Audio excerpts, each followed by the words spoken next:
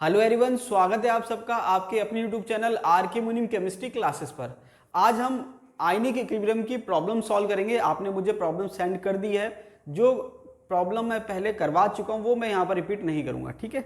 अब देखिए first question जो है वो है क्वेश्चन नंबर 20। क्वेश्चन नंबर 20 कह रहा है the strongest conjugate base is. अब देखिए यहाँ पर स्ट्रॉन्गेस्ट कॉन्जुगेट बेस की बात हो रही है। Strongest conjugate base. अब देखिए जो एसिड वीक होता है उसका कॉन्जुगेट बेस स्ट्रांग होता है और जो एसिड स्ट्रांग होता है उसका कॉन्जुगेट बेस वीक होता है। ये कंसेप्ट मैं आपको बता चुका हूं। अब यहाँ पर ऑप्शन दे रखे हैं H minus CH3COO minus SO4 2 minus NO3 minus, ये दे रखा है। अब यहाँ पर अगर आप इनसे H प्लस जोड़ेंगे तो ये हो जाएगा हाइड्रोजन, ये हो जाएगा CH3COOH, ये हो जाएगा HSO4 माइनस और ये हो जाएगा HNO3। अब यहाँ पर आप इनको देखिए कि सबसे वीक एसिड कौन सा है, तो आप देखेंगे सबसे वीक एसिड ये है। तो जो एसिड सबसे वीक है उसका जो बेस है वो सबसे ज़्यादा स्ट्रॉन्ग होगा। तो कॉन्जुगेट बेस जो है सबसे स्ट्रॉन्गेस्ट वो क्या हो जाएगा, हाइड्रोजन। समझ में आ रही बात। H माइनस मतलब हाइड्रोजन क्योंकि एसिड है तो ये H माइनस जो है स्ट्रॉन्गेस्ट कॉन्जुगेट बेस हो जाएगा। तो आपसे जब इस टाइप का क्वेश्चन पूछा जाए तो आप क्या करो कि जो भी स्पीसीज दे रखी है उसमें एक H प्लस जोड़ो। H प्लस जोड़ने के बाद जो स्पीसीज आ रही है आप देखो सबसे वीक एसिड कौन सा है, तो सबसे वीक एसिड जो होगा उसका कॉन्जुगेट बेस स्ट्रॉन्ग होगा, ठीक है। आंसर क्या हो जाएगा, H माइनस। नेक्स्ट क्वेश्चन जो है वो है क्वेश्चन नंबर 29। क्वेश्चन नंबर 29 कह रहा है HX which has lowest pKa value. अब देखिए सीधा सा कंसेप्ट ये है कि अगर Ka की वैल्यू ज़्यादा होगी तो एसिड जो है वो स्ट्रॉन्ग होगा। क्या होगा, स्ट्रॉन्ग होगा। मतलब जैसे जैसे Ka की वैल्यू बढ़ती है एसिड की जो स्ट्रेंथ होती है वो बढ़ती है। इसके अलावा अगर मैं कहूँ pKa, तो pKa में क्या होता है, माइनस लॉग ऑफ K होता है, तो इसका रिलेशन उल्टा हो जाता है। तो pKa is inversely proportional to acidic strength. Acidic strength, इसका मतलब ये हुआ कि अगर Ka की वैल्यू ज़्यादा होगी तो एसिड स्ट्रॉन्ग होगा और pKa की वैल्यू कम होगी तो एसिड स्ट्रॉन्ग होगा। अब ये पूछ रहा है HX की बात कर रहा है, मतलब हेलोजन के एसिड है HX। HX which has lowest pKa। Lowest pKa का मतलब क्या है, लोएस्ट pKa इसका मतलब स्ट्रॉन्गेस्ट एसिड। इसका मतलब क्या है, स्ट्रॉन्गेस्ट एसिड। अब स्ट्रॉन्गेस्ट एसिड ऑप्शन दे रखे हैं HF, HCl, HBr और HI।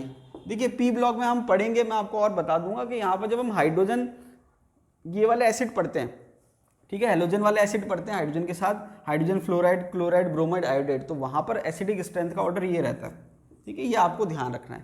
तो ये एसिडिक स्ट्रेंथ का ऑर्डर है, तो सबसे स्ट्रॉन्ग एसिड क्या है, ये है। तो सबसे स्ट्रॉन्ग एसिड होगा तो सबसे pKa कम किसकी होगी, HI की होगी। तो आंसर क्या हो जाएगा, HI। नेक्स्ट क्वेश्चन है क्वेश्चन नंबर 35। अब देखिए क्वेश्चन नंबर 35 क्या कह रहा है, which of the following is not a Lewis base. अब देखिए लुईस बेस कहते किसको हैं, लुईस बेस किसको कहते हैं, जिसके पास लोन पेयर होता है और जो लोन पेयर डोनेट करता है उसको लुईस बेस कहते हैं। अब ये कह रहा है which of the following is not a Lewis base, निम्न में से कौन सा लुईस बेस नहीं है। तो देखिए आंसर दे रखा है Me3b। अब आपको दिख रहा है कि ये बोरोन है, ठीक है। बोरोन जो है उसके वैलेंस इलेक्ट्रॉन की संख्या 3 होती है, तो वैलेंस इलेक्ट्रॉन 3 है, 3 इसने बॉन्ड बना लिए। अब इसके पास कोई भी लोन पेयर प्रेजेंट नहीं है, तो जब इसके पास लोन पेयर प्रेजेंट नहीं है तो ये लुईस बेस की तरह बिहेव नहीं कर सकता। तो आंसर क्या हो जाएगा, Me3b। नेक्स्ट क्वेश्चन जो है वो है क्वेश्चन नंबर 46। क्वेश्चन नंबर 46 कह रहा है the ionic product of barium chloride is. तो देखिए बेरियम क्लोराइड के अगर हम आयनिक प्रोडक्ट की बात करें तो सबसे पहले बेरियम क्लोराइड का आयोनाइजेशन देख लेते हैं। BaCl2 होता है और ये बनाएगा Ba2 plus 2Cl minus. Ionic product लिखने का तरीका क्या है कि जो भी आयन है वो आप ऐसे लिखेंगे, Ba2 प्लस है तो ये स्क्वायर ब्रैकेट में आ गया और Cl माइनस है तो ये भी स्क्वायर ब्रैकेट में आ गया। अब यहाँ पर जो भी इसकी संख्या होती है आयन की वो उसकी पावर में जाती है, तो ये इसकी पावर में आ गई। बहुत सिंपल है। तो यहाँ पर आयनिक प्रोडक्ट जो होगा बेरियम क्लोराइड का वो क्या हो जाएगा, Ba2 plus square bracket Cl minus की पावर 2। तो यहाँ पर आपके आंसर हो जाएगा, एक सेकेंड, आंसर जो है 46 का, हाँ बिल्कुल 46 का आंसर हो जाएगा BaCl2। बिल्कुल सही है आपके, 46 का थर्ड हो जाएगा। नेक्स्ट क्वेश्चन दे रहेगा 47 जो क्वेश्चन है वो क्या कह रहा है, तो इसका आंसर हो जाएगा Ba2 प्लस और Cl माइनस की पावर 2। नेक्स्ट क्वेश्चन है 47 क्वेश्चन थोड़ा अच्छा है, देख लिए यहाँ पर 47 क्वेश्चन देख लेते हैं क्या दे रखा है। क्वेश्चन नंबर 47 दे रखा है what is the maximum concentration of chloride ion. तो ये कह रहा है कि Cl माइनस आयन जो है इसकी मैक्सिमम कंसंट्रेशन क्या हो सकती है, दैट कैन एग्जिस्ट इन 0.01 मोल पर लीटर सॉल्यूशन ऑफ AgNO3। तो AgNO3 की जो कंसंट्रेशन दे रखी है, यहाँ लिख देता हूँ Ag, ये क्वेश्चन नंबर है 47। कौन सा क्वेश्चन सॉल्व कर रहे हैं हम, 47 क्वेश्चन नंबर। ये कह रहा है AgNO3 की जो कंसंट्रेशन दे रखी है AgNO3, इसकी कंसंट्रेशन दे रखी है 0.01 मोल पर litre with solid silver chloride. अब ये कह रहा है इसके साथ में क्या है, AgCl है, साथ में क्या है, AgCl है। और उसके बाद ये कह रहा है कि the solubility product of silver chloride has a value. तो KSP की वैल्यू दे रखी है, यहाँ लिख देता हूँ KSP की वैल्यू, KSP की वैल्यू कितनी दे रखी है, 2 × 10⁻⁻10, ये वैल्यू दे रखी है, मोल स्क्वायर लीटर -2। तो अब यहाँ पर इसको सॉल्व कैसे करें, तो देखिए सीधा सा फंडा ये है कि KSP जो होता है एक तरह से आयनिक प्रोडक्ट ही होता है, बस कंडीशन क्या है कि ये सैचुरेटेड सॉल्यूशन के लिए होता है। आयनिक प्रोडक्ट किसी भी कंडीशन के लिए हो सकता है, अनसैचुरेटेड, सैचुरेटेड और सुपर सैचुरेटेड। KSP की जो वैल्यू होती है वो आपके सैचुरेटेड के लिए वैल्यू होती है। तो यहाँ पर KSP अगर मैं लिखूँ तो ऐसे लिख सकते हैं Ag+ और Cl-, ये फॉर्मूला लिख सकते हैं किसके लिए, सैचुरेटेड के लिए। किसके लिए, सैचुरेटेड सॉल्यूशन के लिए। और Ag+ Cl- जो है वो किसके बराबर है, 2 × 10⁻⁻10 के बराबर है। अब आपको चाहिए क्या, Cl- चाहिए, तो ये Cl- हो गया, Cl- equals to 2 × 10⁻10 upon Ag+, ये हो जाएगा, ये इसका फॉर्मूला आ गया। अब यहाँ पर AgCl तो सॉलिड दे रखा है, AgCl क्या दे रखा है, सॉलिड, और कांटेक्ट में कौन है, AgNO3।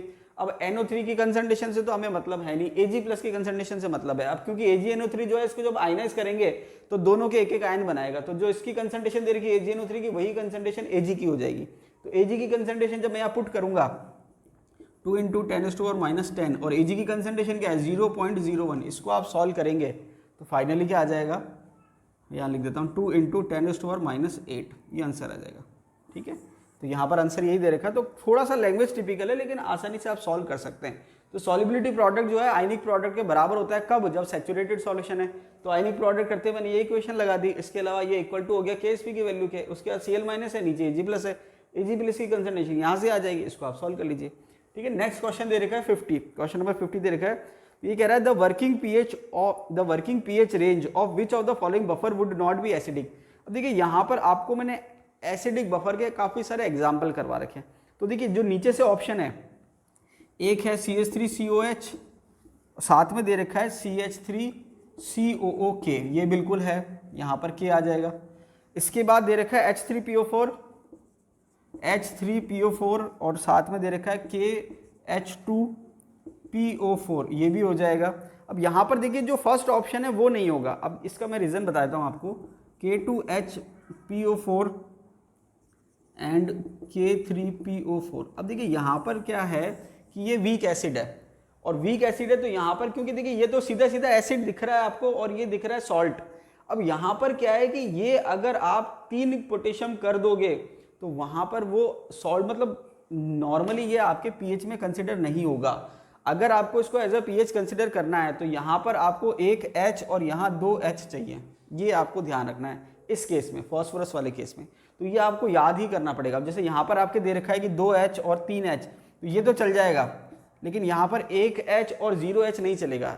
एक बार को 2 H और 1 H फिर भी चल जाएगा, लेकिन यहाँ पर ये नहीं चलेगा। तो देखिए अगर आप देखेंगे एग्जाम्पल में, तो मैंने आपको एग्जाम्पल लिखवाए थे काफ़ी सारे, उसमें एक एग्जाम्पल मैंने आपको लिखवा रखा है ये वाला। देखिए एक एग्जाम्पल मैंने आपको लिखवा रखा है NaH2PO4 प्लस Na2HPO4। तो ये तो चल जाएगा कि जहाँ पर 2 H और 1 H है, लेकिन यहाँ पर जहाँ पर 1 H और 1 भी H नहीं है वो नहीं चलेगा। ये आपको याद ही करना पड़ेगा। पीएच के मैंने आपको एग्जाम्पल लिखवा रखे हैं बफर के, तो ये आपके नहीं चलेगा। जहाँ पर तीनों पोटेशियम आ जाएंगे वो नहीं चलेगा, ये आपको याद करना पड़ेगा। चलिए नेक्स्ट क्वेश्चन की बात करें, क्वेश्चन नंबर 51। अब देखिए क्वेश्चन नंबर 51 बहुत सिंपल है। क्वेश्चन नंबर 51 क्या कह रहा है, क्वेश्चन नंबर 51 कह रहा है, यहाँ कर लेते हैं। क्वेश्चन नंबर 51 में दे रखा है pH of 0.001 m KOH। KOH की कंसंट्रेशन दे रखी है 0.001 m। ठीक है, अब आपको इसकी क्या निकालनी है, pH निकालनी है। तो देखिए बेस जो होता है उसके लिए पहले pOH निकलती है, तो यहाँ पर जब हम pOH निकालेंगे तो pH क्या होता है, -log ऑफ OH-। ठीक है, अब यहाँ पर KOH की जो कंसंट्रेशन दे रखी है वो आपके सामने है, तो यहाँ पर OH- की कंसंट्रेशन कितनी हो जाएगी, 0.001। क्यों, क्योंकि यहाँ पर इसकी वैलेंसी 1 है, तो ये हो जाएगा POH equals to minus log, और OH माइनस की कंसंट्रेशन कितनी है 0.001 का मतलब 10⁻³ तो ये हो जाएगा 10⁻³ अब जब आप इसको सॉल्व करेंगे तो ये पावर आगे आ जाएगी, इसको जब आप सॉल्व करेंगे तो ये पावर आगे आ गई, तो माइनस माइनस प्लस हो गए +3 log 10, तो ये आपके क्या हो जाएगा log 10 की वैल्यू 1 होती है, ये 3 हो गया। अब 3 जो है वो किसकी वैल्यू है, POH की वैल्यू है, तो PH की वैल्यू क्या होगी, तो PH का फॉर्मूला क्या होता है 14 माइनस POH, ये हो जाएगा 14 माइनस 3 इक्वल्स टू 11, आंसर क्या हो जाएगा 11। ठीक है, नेक्स्ट क्वेश्चन है 52। अब देखिए ये क्वेश्चन जो है काफ़ी बच्चों को डाउट है, इसमें गलती मेरी भी है थोड़ी बहुत। ये क्वेश्चन मैंने आपको प्रीवियस ईयर वीडियो में करवाया था, वहाँ पर मैंने इसको सॉल्व ना करवा के मैंने कहा था कि आप आंसर दीजिए और उसका आंसर बताइए कि क्या होगा। अब आपने जब आंसर दिया तो मैंने ढंग से पता नहीं चेक किया नहीं किया, तो वहाँ पर बच्चों ने गलत आंसर दिए और मुझे लगा कि भाई सही है, तो मैंने वहाँ पर उनको ओके कर दिया कि भाई हाँ बिल्कुल सही आंसर है। तो वो एक्चुअली उनका जो मैक्सिमम कैंडिडेट थे सबके आंसर गलत ही थे। क्वेश्चन क्या है मैं यहाँ सॉल्व करा देता हूँ, वहाँ करेक्शन कर लेना आप, जब मतलब जिन्होंने भी आंसर दिए थे तो उसको एक्यूरेट कर लेना कि भाई इसका आंसर क्या है, ताकि एग्जाम से जाने से पहले आपका करेक्शन हो जाए। क्वेश्चन दे रखा है concentration of sodium acetate with minimum pH will be. अब सोडियम एसिडेट का फॉर्मूला क्या होता है CH3COONA, ये फॉर्मूला होता है। अब अगर आपको ध्यान हो तो मैंने जब टॉपिक स्टार्ट किया था आयनिक इक्विलिब्रियम में, वहां पर मैंने आपसे कहा था कि इस टाइप के क्वेश्चन आरपीएससी पूछ रही है कि वो कोई सॉल्ट देगी और वो पूछेगी कि इसका सॉल्यूशन कैसा होगा, एसिडिक होगा, बेसिक होगा या न्यूट्रल होगा। तो वहां पर कंडीशन ये डिपेंड करती है कि वो सॉल्ट बना किससे।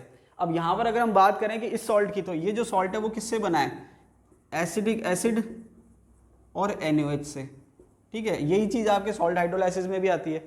तो दोनों में से स्ट्रॉन्ग कौन है, दोनों में से स्ट्रॉन्ग है NaOH, मतलब ये जो सॉल्ट है बेसिक नेचर का है। कौन सी नेचर का है, बेसिक नेचर का। ठीक है, इसका मतलब ये है कि अगर इस सॉल्ट की कंसंट्रेशन बढ़ेगी तो बेसिक नेचर बढ़ेगा। अब आपको पता है पीएच स्केल जो है 0 से 14 तक होती है, कहाँ से कहाँ तक होती है 0 से 14। तो सॉल्ट की अगर इस, क्योंकि बेसिक सॉल्ट है, तो अगर मैं सॉल्ट की कंसंट्रेशन बढ़ाऊंगा, क्या करूंगा, सॉल्ट की कंसंट्रेशन बढ़ाऊंगा, तो पीएच जो है वो कहाँ जाएगी, बेसिक की तरफ जाएगी। बेसिक की तरफ मतलब जाएगी, मतलब कहाँ जाएगी, 14 की तरफ जाएगी, मतलब बढ़ेगी। अब ये क्वेश्चन क्या पूछ रहा है, concentration of sodium acetate with minimum pH. तो अगर आप सॉल्ट की कंसंट्रेशन बढ़ाओगे तो पीएच बढ़ेगी। तो मिनिमम पीएच कब होगी, मिनिमम पीएच कब होगी, जब सॉल्ट की कंसंट्रेशन जो है वो मिनिमम होगी। तो यहाँ पर जो 4 ऑप्शन दे रखे हैं उन चारों में सबसे मिनिमम जो है वो है 0.0001 m, ये आंसर हो जाएगा। ठीक है, तो कंसेप्ट क्या है कि सॉल्ट की नेचर क्या है, मेन कंसेप्ट इसी पे ही है। तो सॉल्ट की नेचर बेसिक है, और अब आप बेसिक नेचर है तो जितना कंसंट्रेशन बढ़ाएंगे बेसिक नेचर बढ़ेगा, मतलब पीएच बढ़ेगी। अब ये पूछ रहा है मिनिमम पीएच, तो मिनिमम पीएच कब होगी, जब कंसंट्रेशन मिनिमम होगी। तो ये आपकी जो डाउट्स थे ये मैंने सॉल्व करा दिए हैं। इसके अलावा कुछ डाउट्स आपने पूछे थे वो मैंने प्रीवियस ईयर के वीडियो में सॉल्व करवा चुका हूं, तो वो आप प्लेलिस्ट में जाइए, वहां पर आपको प्रीवियस ईयर वीडियो के जो क्वेश्चन वो वीडियो मिल जाएंगे प्रीवियस ईयर क्वेश्चंस के नाम से, तो वहां पर आप उनको देखेंगे तो वो आपके सॉल्व हो जाएगा। तो जो क्वेश्चन मैं करवा चुका हूँ आप उनको एक बार देख लीजिए, आपको समझ में आ जाएगा। देखिए दोबारा रिपीट कराने का इतना टाइम नहीं है। चलिए आज के लिए इतना ही, मिलते हैं अगले वीडियो में, तब तक के लिए धन्यवाद।